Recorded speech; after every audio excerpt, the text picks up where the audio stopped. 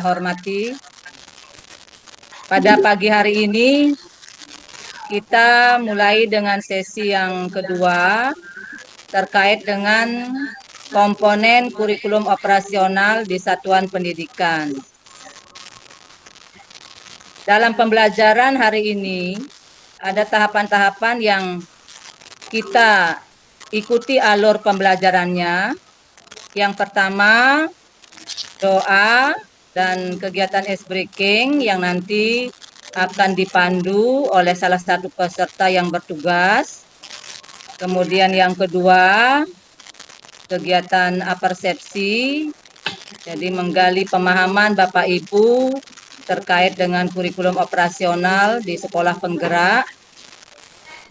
Yang ketiga, ada paparan materi, kemudian kita kolaborasi, diskusi terkait dengan materi itu, kemudian kita simpulkan apa yang sudah Bapak Ibu pahami di sesi materi yang kita lalui di hari ini berkaitan dengan komponen-komponen kurikulum operasional di satuan pendidikan.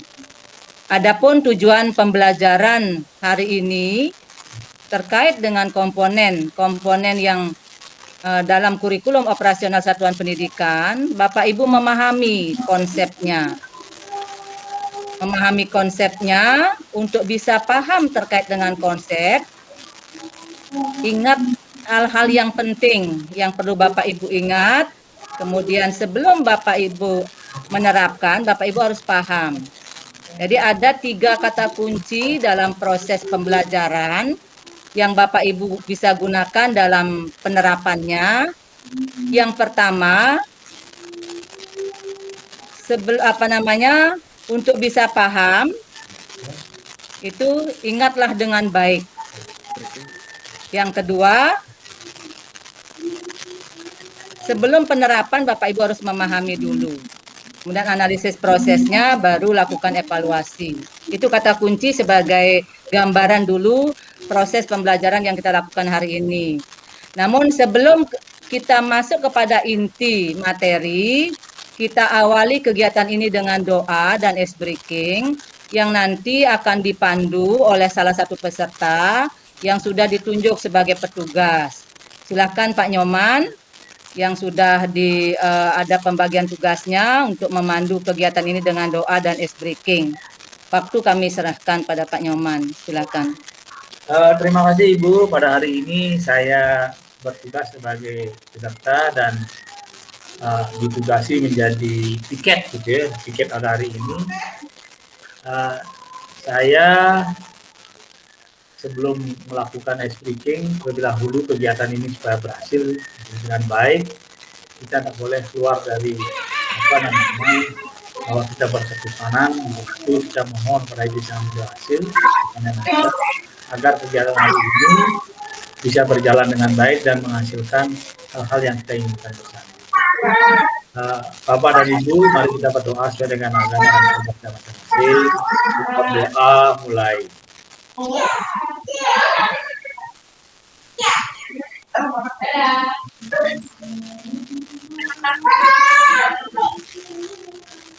Berdoa selesai.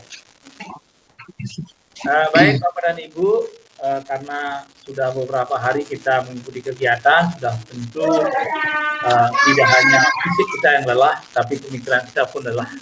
Tapi untuk itu, untuk mengembalikan pikiran kita, utamanya pikiran kita yang begitu lelah, kita ingin fokus gitu. Saya punya permainan kecil yang sering saya gunakan di pramuka, tapi biasanya kalau di pramuka ini agak menggunakan gerakan fisik. Tapi yang paling berat, tapi pada hari ini untuk fokus saja, saya hanya punya 3 lambang. Ada matahari, ada bulan, dan bintang. Pada saat matahari, disebutkan matahari, kita hanya menggoyangkan tangan seperti ini. Kalau disebutkan bulan, Bapak Ibu gini aja. Matahari. Kalau saya sebutkan bintang, Bapak Ibu tepuk tangan. Jadi ada kegiatannya bergoyang, Tepuk. Nah, gitu. Sekarang fokus ya. Ya, ya. Matahari. Siap, siap, Pak. Siap. Matahari. Matahari, Bulan. bulan, bintang. Nah, tapi kalau saya sebut bintang, ya tepuk. Kalau saya Oh, sebut ya. matahari, goyang. Matahari, Tapi kalau goyang. sebut bulan, pijet. Bulan. Ya, kita lakukan mulai. Kita coba yang Ya, try dulu. nih. Matahari. Ya, Matahari, ikuti. Bulan. Bintang. Ya, kan udah. Nah, udah. sekarang kita coba 2 atau 3 kali. Matahari. Ya. Bulan. Bintang. Bintang. Bulan. Matahari. Yang salah kasih hukuman, Pak. Nah, cukup dah Ibu, semuanya konsentrasinya bagus. Demikian ice breaking kita, karena kita dituntut oleh waktu. Saya serahkan sebenarnya kepada Ibu Ketut Widawati selaku instruktur pada hari ini untuk menyampaikan materinya. Terima kasih atas kepercayaan Ibu. Terima kasih Pak Nyoman yang sudah memandu doa dan juga ice breaking sehingga kita siap hari ini mengikuti sesi materi. Mudah-mudahan setelah ice breaking sudah segar dan itu bisa kita lihat. Coba Bapak Ibu tersenyum dulu, senyum bahagianya seperti apa gitu. Terutama Pak Nyoman ini yang sakit gigi, apakah masih bisa tersenyum bahagia? Bagaimana Pak? Mix-nya dibuka Senyumnya dulu posisi mix-nya. terpaksa. Nah, senyum terpaksa, tetapi saya apresiasi kepada Bapak Ibu, Kepala Sekolah dan Pengawas Sekolah, orang-orang hebat yang mampu memanage waktu, memanajemen waktu ya. Jadi seperti Pak Wayan tadi, padat sekali acaranya, masih tetap segar. Dari sisi penampilan juga tercermin dari wajahnya, masih tetap antusias. Pak Eka juga tidak kalah, juga sibuknya di sekolah, dan Pak Nyoman selaku kepala sekolah. Jadi orang hebat itu orang yang mampu juga memanajemen waktu ya. Jadi kelebihannya juga ada di poin itu. Jadi kita tetap semangat dengan tugas kita ya. Jadi baiklah di sesi ini sebelum sampai kepada poin materi terkait dengan komponen-komponen kurikulum operasional satuan pendidikan, Bapak Ibu yang sudah lama jadi guru, kemudian jadi kepala sekolah, jadi pengawas, tentu banyak pengalamannya berkaitan dengan kurikulum-kurikulum sebelumnya. Nah, dari kurikulum yang Bapak Ibu sudah pernah lalui, utamanya kurikulum 2013 yang masih sedang berjalan, kalau dikaitkan dengan kurikulum satuan pendidikan, di poin mana? Mungkin ada dari Bapak Ibu yang bisa memberikan pemahaman di komponen mana perbedaannya dari kurikulum 2013 maupun di kurikulum sekolah penggerak ini. Jadi Bapak Ibu di sesi berikutnya sudah melihat modul-modul berkaitan dengan kurikulum sekolah penggerak. Karena banyak fitur-fitur di kementerian itu sudah mengunggah materi itu, sudah sempat membacanya, sehingga ada konsep yang Bapak Ibu dapatkan di sana. Mungkin ada yang bisa membantu dari Bapak Ibu peserta. Pak Nyoman? Pak Nyoman dulu. Terima kasih Ibu. Menurut pandangan saya dari kurikulum yang pernah saya ikuti semenjak dari guru dan sampai sekarang jadi kepala sekolah 2, yaitu kurikulum 2006, kemudian kurikulum 2013, dan sekarang akan masuk ke sekolah penggerak. Dari kurikulum yang sudah berjalan dengan bandingkan dengan kurikulum sekarang, pada prinsipnya ada persamaan dan ada perbedaan. Persamaannya sama-sama menggunakan prosedur dalam rangka penyusunannya. Jadi prosedur penyusunannya hampir sama, yaitu melibatkan banyak stakeholder atau stakeholder itu terlibat semua. Namun yang perbedaannya ada pada struktur materi yang ada di struktur kurikulum itu. Jadi komponen-komponen apa saja ada itu yang dibedakan. Memang pada dasarnya semua ada banyak komponen, namun pada intinya komponen kurikulum operasional satuan pendidikan itu memiliki ciri khas yang tersendiri. Jadi di sana materi yang masuk di dalam kurikulum operasional itu berbeda dengan materi yang ada di kurikulum 13 dan yang sudah berjalan. Namun ada kata kunci yang bisa saya kemukakan di sini adalah bahwa kurikulum operasional satuan pendidikan itu kata kunci yang mencari ciri khasnya adalah menggunakan profil pelajar Pancasila, itu harus masuk di dalamnya.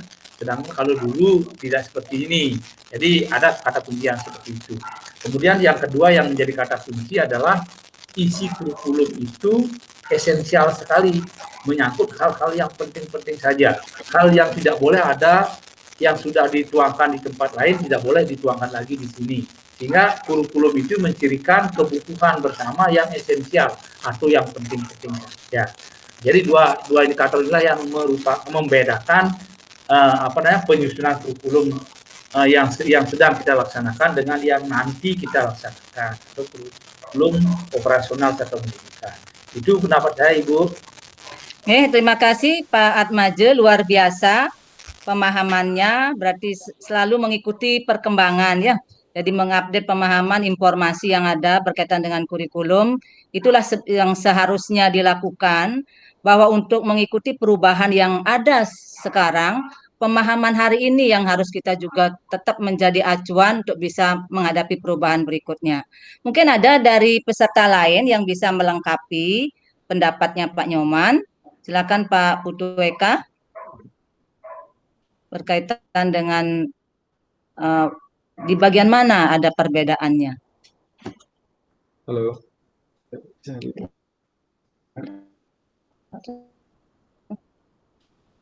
Nah, sambil menunggu Pak Eka.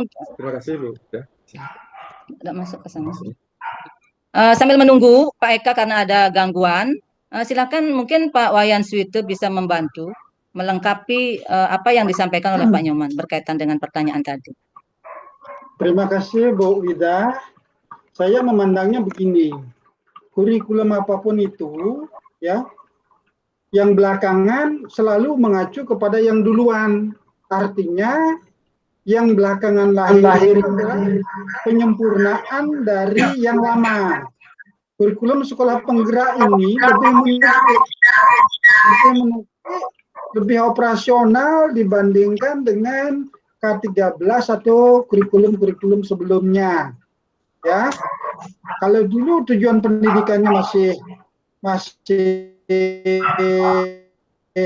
banyak persepsi, sekarang di sekolah penggerak itu jelas-jelas tujuan akhir kita adalah mewujudkan pelajar Pancasila yang seperti apa, yang memenuhi 6 komponen itu, gitu.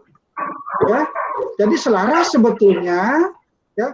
Kalau di kurikulum 2013 itu ada pembelajaran berpusat pada siswa, di sini juga ada. Cuman di sini justru lebih meningkat lagi, lebih dekat lagi, sampai menghamba kepada anak gitu. Jadi lebih detail, lebih lugas, lebih tegas jalannya. Tidak hanya di konsep-konsep saja, tetapi hingga sampai dengan tataran pelaksanaan. Di kurikulum K13 tempo hari, antara pengetahuan, kemudian sikap, kemudian keterampilan itu dibedakan. Bahkan di sana ada modus, menilai keterampilan dengan modus gitu. Di sekolah penggerak sekarang ini penilaiannya holistik. Justru penilaian holistik itu sekarang dimulai dari asesmen diagnostik, ya. Dengan asesmen diagnostik maka kita akan mendapatkan, ya, penyakitnya anak, sehingga bisa memberikan treatment, benar-benar kita bisa memberikan layanan kepada anak secara tepat guna, walaupun masih dalam batas-batas keterbatasan klasikal kita. Setidaknya fase-fase perkembangan kejiwaan anak itu disesuaikan sudah dengan apa materi yang mestinya mereka kuasai. Jadi di right level itu istilahnya. Saya kira itu Bu, terima kasih. Oke. Terima kasih Pak Wayan sudah melengkapi dari jawabannya Pak Nyoman. Semuanya benar, masing-masing punya sudut yang berbeda di dalam mencermati antara kurikulum sebelumnya dengan kurikulum sekarang, yaitu kurikulum operasional satuan pendidikan. Jadi saya tidak lagi mengkonfirmasi, itu sudah semuanya merangkum berkaitan dengan apa yang menjadi konsep penting perbedaan antara kurikulum 2013 dengan kurikulum operasional satuan pendidikan yang muaranya nanti pencapaian profil pelajar Pancasila. Nah, baiklah, jadi Bapak Ibu sudah memiliki pemahaman awal tentang kurikulum. Kita lanjut ke poin materi di hari ini, itu berkaitan dengan komponen-komponen kurikulum operasional satuan pendidikan. Saya izin share ke materi Dumun.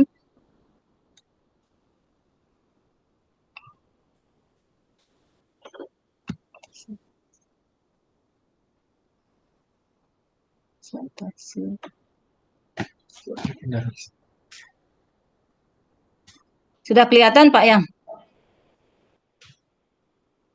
Pak Nyaman? Belum terlihat.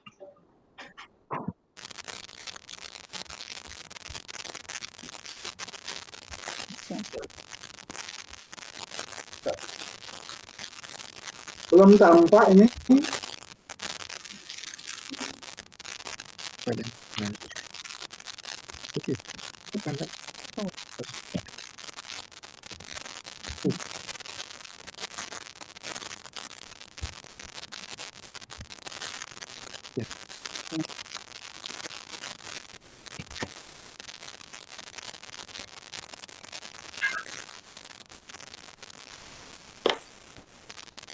Sudah Bapak Ibu? Sudah Bu. Jelas materinya? Sudah Bu. Baik Jelas. Bapak Ibu, kita simak materi komponen kurikulum operasional di satuan pendidikan.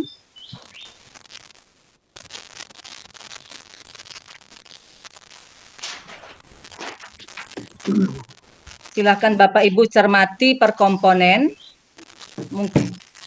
terkait dengan komponen yang pertama, yaitu karakteristik satuan pendidikan. Dari konten kalimat yang ada di komponen yang pertama, analisis konteks. Dari analisis konteks dirumuskan karakteristik sekolah yang menggambarkan keunikan sekolah dalam hal peserta didik, sosial budaya, guru, dan tenaga kependidikan. Nah, menyimak dari kalimat itu, komponen karakteristik satuan pendidikan, itu kalau kita kaitkan dengan prinsip penyusunan kurikulum operasional satuan pendidikan, masuk di bagian mana dari prinsip itu? Bapak Ibu ada yang bisa membantu? Di komponen yang pertama, karakteristik satuan pendidikan. Di sana ada, bagaimana Bapak Ibu? Lanjut. Gimana Pak? Lanjut. Pertanyaan saya, Bapak Ibu cermati komponen yang pertama, karakteristik satuan pendidikan. Di komponen itu, cermati kalimatnya. Kontennya dari analisis konteks, dirumuskan karakteristik sekolah yang menggambarkan keunikan sekolah dalam hal peserta didik, sosial budaya, guru, dan tenaga kependidikan. Nah, kalau kita kaitkan dengan prinsip penyusunan kurikulum, yang mana dari prinsip itu masuk di komponen ini? Karakteristik satuan pendidikan. Ada yang bisa membantu Bapak Ibu? Apa saja komponennya Bu Duk? Komponennya satu, karakteristik satuan pendidikan. Yang kedua, visi, misi, dan tujuan. Yang ketiga, pengorganisasian pembelajaran. Kemudian yang keempat, rencana pembelajaran. Yang kelima, pendampingan evaluasi dan pengembangan profesional, dan yang keenam lampiran.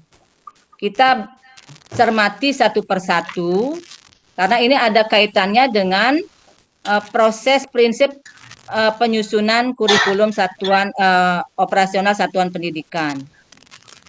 Nah, pertanyaan saya untuk Bapak Ibu cermati di komponen yang pertama, karakteristik satuan pendidikan. Dari analisis konteks dirumuskan karakteristik sekolah yang menggambarkan keunikan sekolah dalam hal peserta didik, sosial budaya, guru, dan tenaga kependidikan. Ya.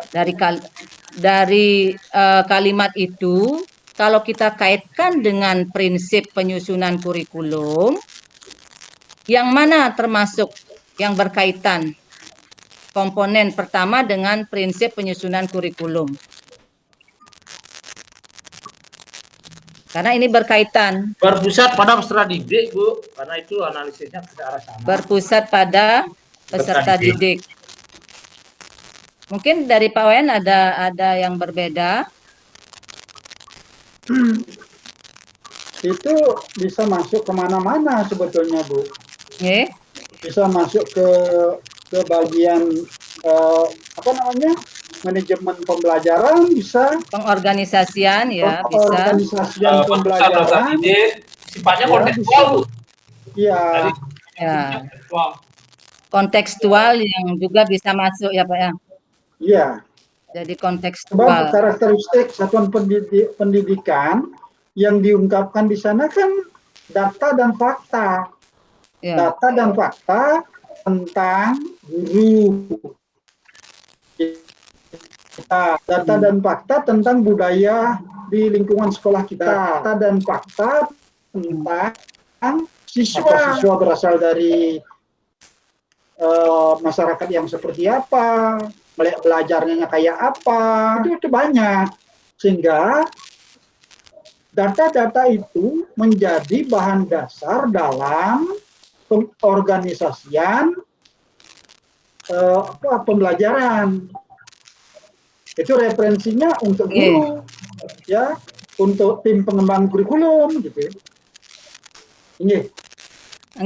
Pak Wayan, mungkin Pak Nyoman ada pandangan yang berbeda berkaitan dengan komponen yang pertama, karakteristik satuan pendidikan. Ada kegiatan analisis konteks yang merumuskan karakteristik sekolah. Di sana menggambarkan keunikan sekolah dalam hal peserta didiknya, sosial budaya. Lebih tepat di mana? Di prinsip mana yang masuk? Kalau kita hubungkan dengan 5 prinsip yang ada, ternyata apa yang gue sampaikan tadi itu masuk di kontekstual. Karena pengertiannya seperti ini.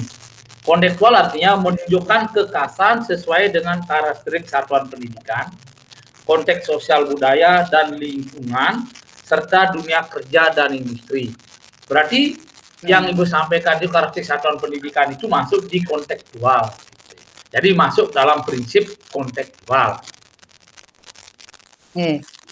Baik Pak Nyoman, Pak Wayan. Mungkin dari Pak Eka ada pendapat lain mungkin? Sehingga kita padukan konsep kita berkaitan dengan keterkaitan antara prinsip penyusunan kurikulum dengan komponen kurikulum. Karena itu dasarnya nanti. Ketika kita menyusun kurikulum operasional satuan pendidikan, berdasarkan komponen yang ada, kemudian masuk prinsipnya. Sudahkah prinsip itu sesuai yang kita gunakan? Pak Eka ada pendapat? Masih ada gangguan. Baiklah Bapak Ibu, dari kedua peserta saya apresiasi, itu juga masing-masing memiliki sudut pandang dari konsep-konsep yang pada intinya sudah mewakili apa yang menjadi bahan diskusi kita hari ini berkaitan dengan komponen yang pertama, yaitu karakteristik satuan pendidikan. Kemudian yang kedua, visi, misi, dan tujuan. Ini menjadi komponen yang kedua di dalam penyusunan kurikulum satuan pendidikan. Jadi Bapak Ibu cermati ketika Bapak Ibu membuat visi, misi, dan tujuan. Yang ini juga mungkin Bapak Ibu pengalamannya di dalam menyusun visi. Jadi visi itu menggambarkan bagaimana peserta didik menjadi subjek dalam tujuan jangka panjang sekolah dan nilai-nilai yang dituju. Nah, nilai-nilai inilah yang mendasari penyelenggaraan pembelajaran agar peserta didik dapat mencapai profil pelajar Pancasila. Jadi 2 poin ini menjadi kata kunci ketika Bapak Ibu merumuskan visinya di sekolah. Nah, dari 2 kata ini, kalimat ini yang menjadi indikator Bapak Ibu menyusun visi, mungkin dari Bapak Ibu bisa merumuskan atau bisa menyampaikan visinya di sekolah.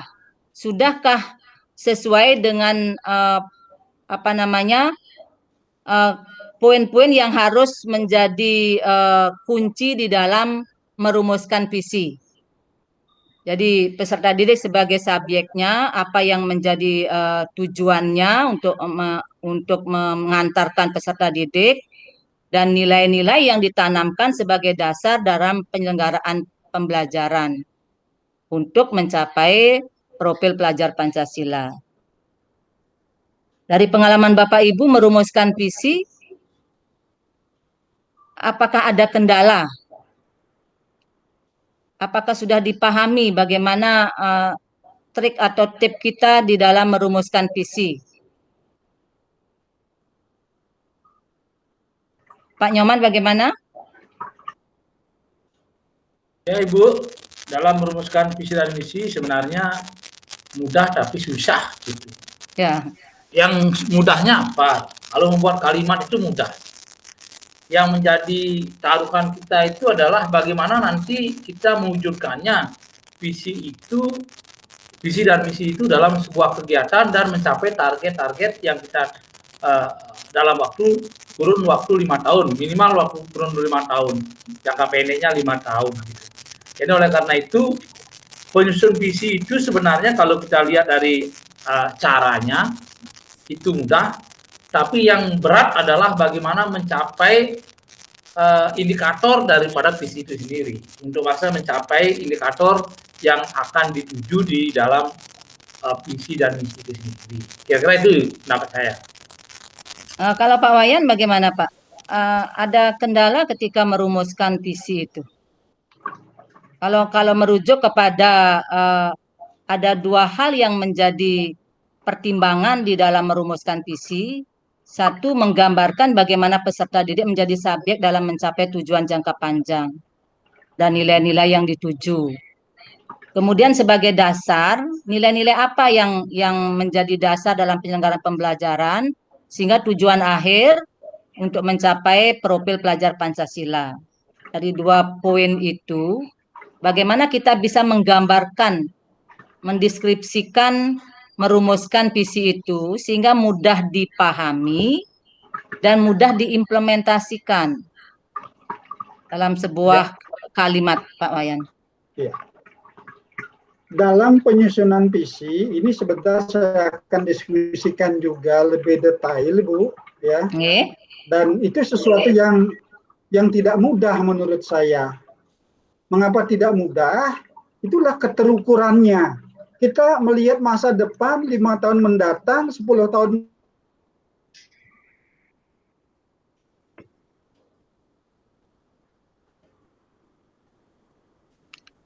gaya hidup misalnya 5 tahun ke depan itu seperti apa? Ya, kita itu yang harus kita bayangkan, dan itu tidak mudah gitu. Maka itulah saya merujuk nanti dalam pembahasan saya tentang pembelajaran di visi nanti khusus, saya sebagaimana disampaikan tempo hari, rujukannya adalah ke perguruan tinggi. Itu artinya visi sekolah kita pada umumnya di SMP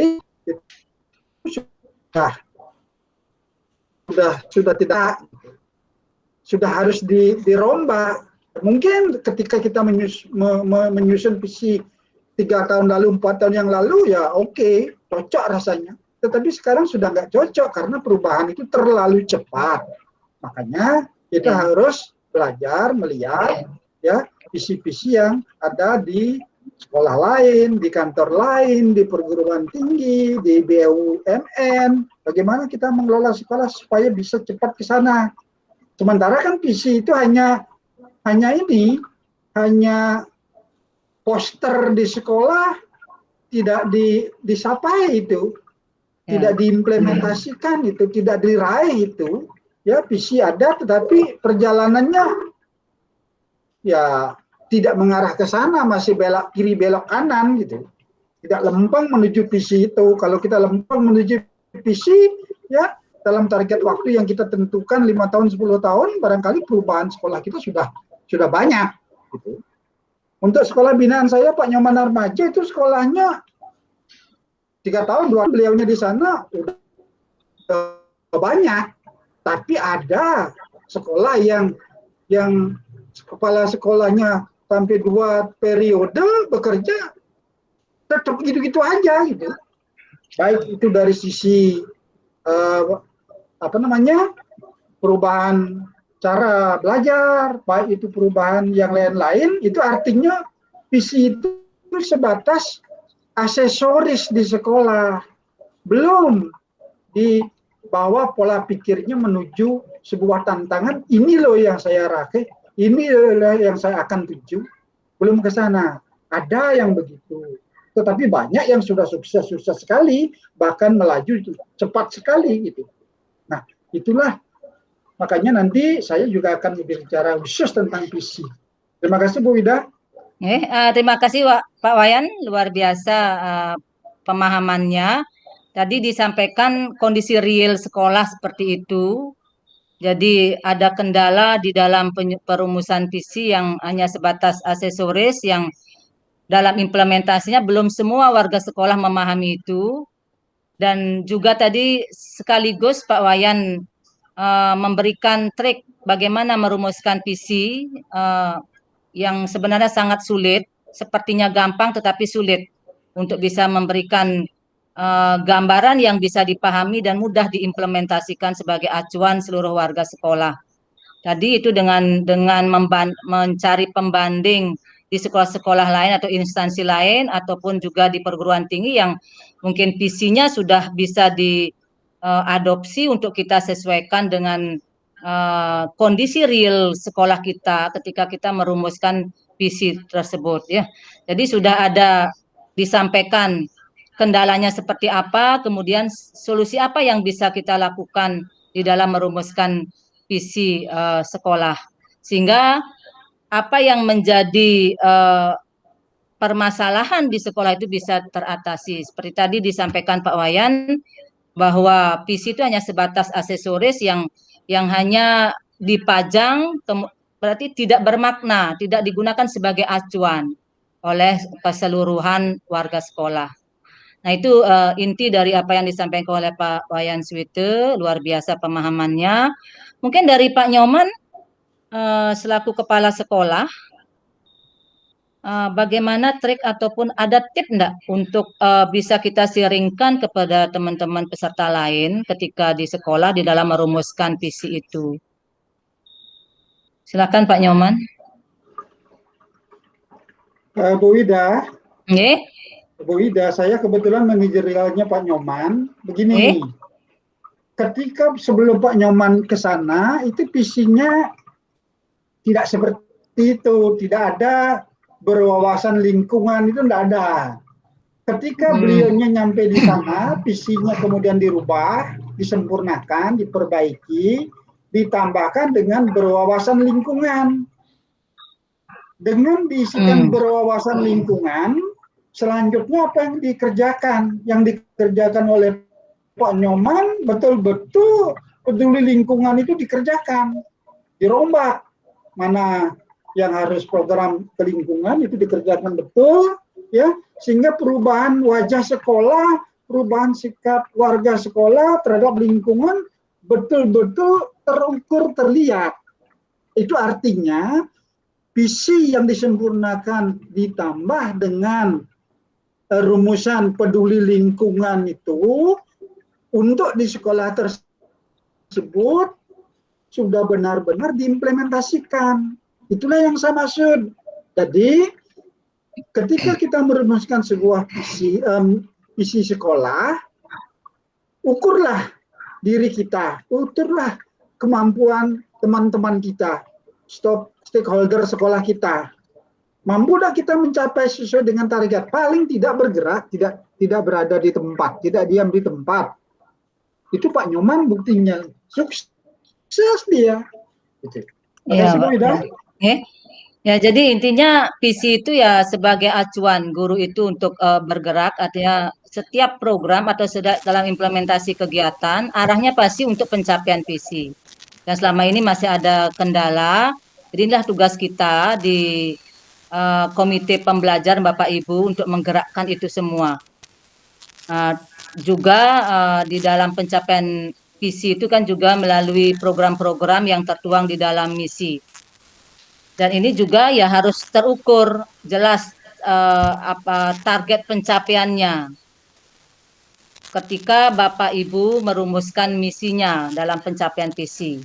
Sedangkan tujuan sekolah, satuan pendidikan itu dampak dari proses yang sudah kita lakukan merujuk kepada visi dan misi itu.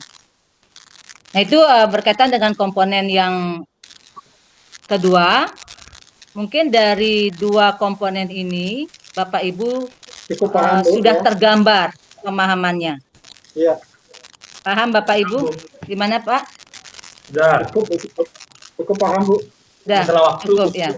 Sudah paham. Baik, karena waktu juga yang membatasi, jadi silakan Bapak Ibu menyimak dan juga mencermati dengan baik untuk bisa dipahami, kemudian mudah dalam implementasi dalam penerapannya.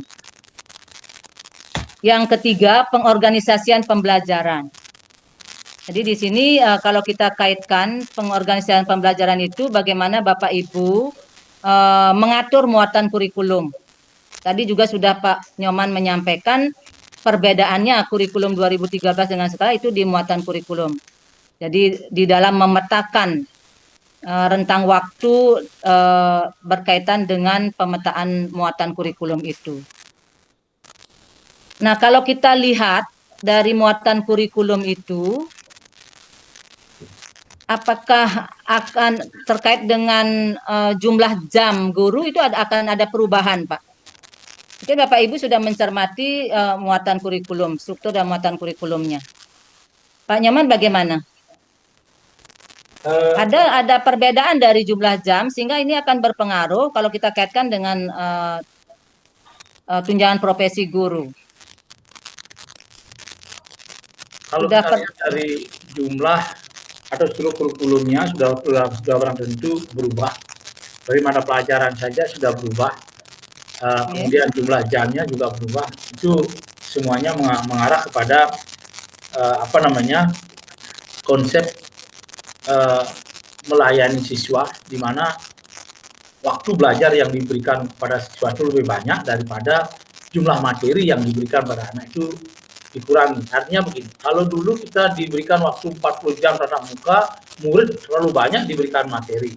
Ruang belajar, waktu yang digunakan untuk murid belajar itu untuk menyelesaikan satu pembelajaran saja terlalu sempit. Sehingga konsep belajar tuntas itu sulit tercapai. Sedangkan di kurikulum sekarang, operasional, struktur materi atau mengenai pembelajaran itu diatur dengan jumlah tatap mukanya yang waktu belajarnya yang banyak dengan mengurangi pencapaian target kurikulum, sehingga materi ajarnya atau bahasanya itu jumlah jamnya bisa berkurang. Jadi mungkin di struktur kurikulum saya tidak hafal semua, tapi pada prinsipnya berkurang dia. Dari jumlah mata pelajaran pun sudah berkurang. Kalau di sana seni budaya sudah tidak ada, menjadi pilihan di sana. Sedangkan kemudian bahasa Bali, kalau di Bali itu tidak ada muncul di sana, akan menjadi pilihan lagi. Sehingga kalau kita lihat dari jumlah pelajaran saja sudah berubah total. Gitu. Nah, kira-kira itu Bu yang saya sampaikan. Ya, terima kasih. Saya rasa tidak perlu lagi saya mengulas. Konsep itu sudah Bapak pahami. Ketika nanti di sekolah mengorganisasikan pembelajaran, tetap sebagai rujukannya adalah standar yang menjadi regulasi memetakan muatan kurikulum itu sendiri di sekolah. Kemudian yang keempat itu komponennya rencana pembelajaran. Ini berkaitan dengan RPP ya, rencana pembelajaran. Jadi di rencana pembelajaran dari konsep itu apakah ada hal yang belum Bapak Ibu pahami? Sudah.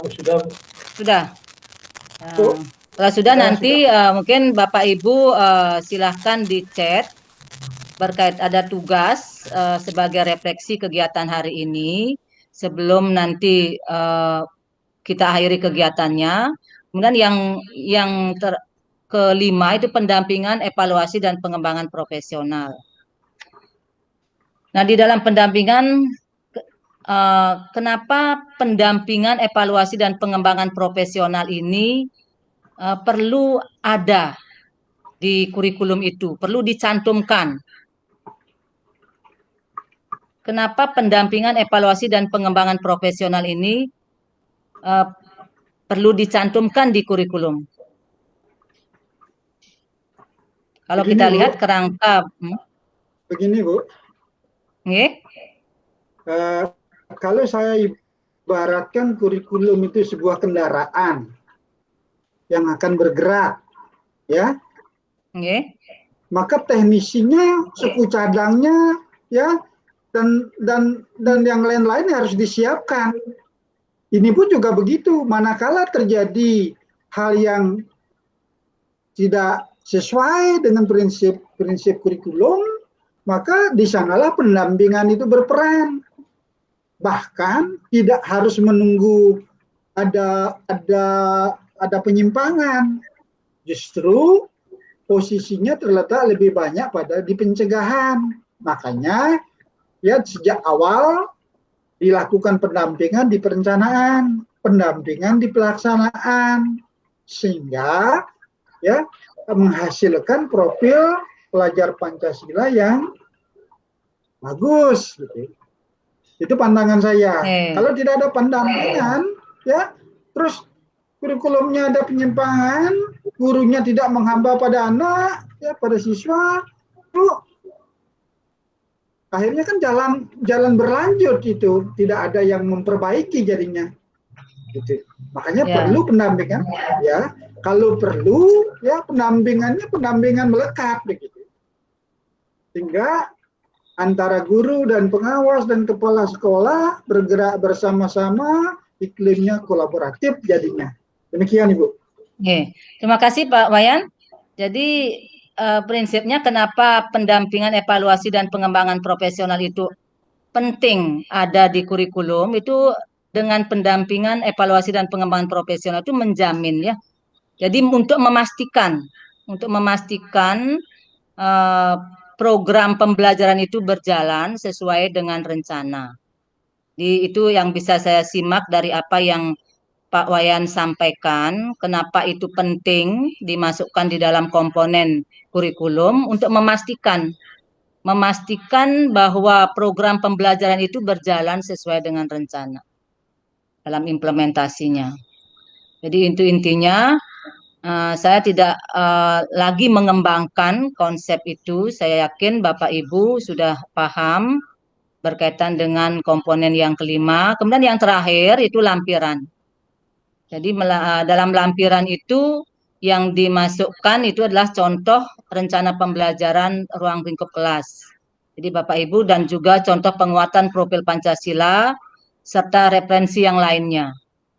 Jadi intinya dengan 6 komponen kurikulum operasional satuan pendidikan ini itu lebih simpel sesuai dengan prinsip penyusunan kurikulum di bagian esensial. Jadi memberikan informasi utama. Ada bahasa yang lugas, hal-hal yang penting yang termuat di kurikulum, tidak mengulang berkaitan dengan naskah yang sudah ada. itu sudah lebih simpel kurikulum operasional satuan pendidikan, tidak lagi melampirkan apa yang naskah yang sudah ada di dokumen itu. Saya rasa itu berkaitan dengan komponen-komponen kurikulum operasional satuan pendidikan, itu ada 6 untuk Bapak Ibu ingat dan pahami. Jadi ketika Bapak Ibu sudah memahami, itu akan mudah dalam penerapannya. Ketika pelaksanaannya sudah berjalan, maka analisis prosesnya baru lakukan evaluasi. Jadi pada kegiatan hari ini berkaitan dengan komponen kurikulum operasional satuan pendidikan, ada 3 kata kunci atau tahapan berpikir Bapak Ibu ketika nanti melakukan ataupun menggerakkan seluruh komponen yang ada di sekolah, yaitu yang pertama, sebelum Bapak Ibu memahami, jadi Bapak Ibu harus ingat dengan baik. Kemudian yang kedua, sebelum Bapak Ibu menerapkan, pahami dulu. Dan yang ketiga, analisis prosesnya baru lakukan evaluasi. Nah, itu kata kunci, mudah-mudahan apa yang Bapak Ibu pahami hari ini bisa Bapak Ibu implementasikan nanti di masing-masing satuan pendidikan. Saya rasa kegiatan hari ini, kalau tidak ada pertanyaan, yang nanti juga ada tugas yang nanti saya share di chat untuk Bapak Ibu kerjakan berkaitan dengan konsep-konsep penting atau materi penting yang Bapak Ibu dapatkan di hari ini untuk bisa Bapak Ibu implementasikan. Bagaimana Bapak Ibu? Ada pertanyaan sebelum saya tutup kegiatan sesi hari ini? Sudah Bapak Ibu? Sudah Bu, saya rasa cukup. Sudah, ya cukup ya. Sudah. Baik, terima kasih. Sebelum kegiatan ini kita akhiri, kembali saya serahkan kepada Pak Nyoman untuk menutup kegiatan ini dengan doa. Mudah-mudahan kita selalu diberikan kesehatan, keselamatan, dan apa yang Bapak Ibu dapatkan di hari ini bisa bermakna untuk Bapak Ibu terapkan di sekolah. Terima kasih atas apresiasinya dan juga Bapak Ibu tetap semangat fokus dalam mengikuti kegiatan ini. Silakan Pak Nyoman tutup kegiatan hari ini dengan doa. Terima kasih Ibu Ketut Widawati selaku fasilitator hari ini. Ibu luar biasa sudah bisa menyampaikan materi dengan lugas dan menarik. Saya selaku peserta mengucapkan banyak terima kasih. Sebelum kita akhiri kegiatan ini, marilah kita berdoa bersama agar apa yang kita pelajari bermanfaat pada diri kita sendiri dan bermanfaat bagi sekolah. Untuk itu, marilah kita berdoa. Berdoa mulai.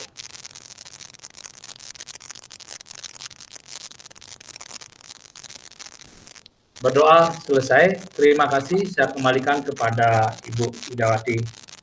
Terima kasih Pak Nyoman. Silakan Bapak Ibu sesuai dengan apa yang saya sampaikan, masih ada tugas yang Bapak Ibu bisa lanjutkan sampai besok pagi kita mulai sesi berikutnya. Terima kasih. Yang akhiri dengan para mesanti. Om Santi Santi Santi Om.